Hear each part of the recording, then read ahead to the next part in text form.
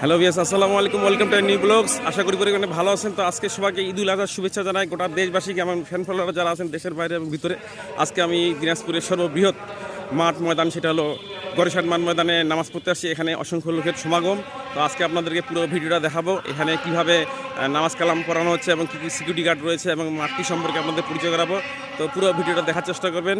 চলেন আমরা বড় মাঠ থেকে ঘুরে আসি।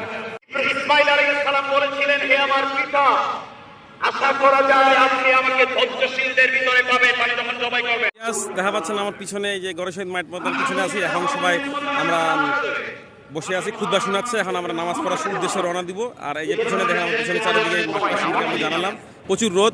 আর এখানে আমাদের আইন শৃঙ্খলা বাহিনী যারা আছে তারা ভালো মতো চেকিং করতেছে। র্যাব সদস্য যারা বিভিন্ন ওয়াচ টাওয়ার রয়েছে এখানে দেখা পাচ্ছেন। আপনাদেরকে পিছনটা ঘুরে ঘুরে দেখাচ্ছি।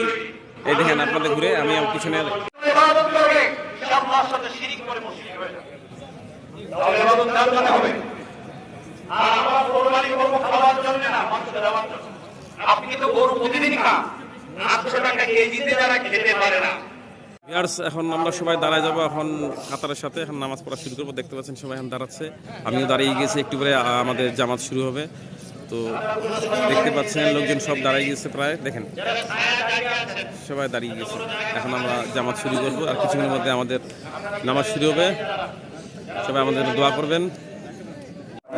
বিয়াস সবাই দেখতে পাচ্ছেন কোলাকুলি করছে, নামাজ শেষ। আমার পিছনে পাচ্ছেন সবাই নামাজ কালাম করতেছে, এখন কোলাকুলি করতেছে। আমরা এখন চলে যাবো। তো আমাদের জন্য দোয়া করবেন, দেশের জন্য দোয়া করবেন। আজের মতো ভালো থাকবেন, সুস্থ থাকবেন। আমার চ্যানেলটি যদি ভালো লাগে থাকে তো লাইক করবেন, শেয়ার করতে ভুলবেন না, চ্যানেল সাবস্ক্রাইব করতে ভুলবেন না। আবারও সবাইকে ঈদ মোবারক জানাই। ঈদ মোবারক, সবাইকে ঈদুল আজহার শুভেচ্ছা। আল্লাহ হাফেজ।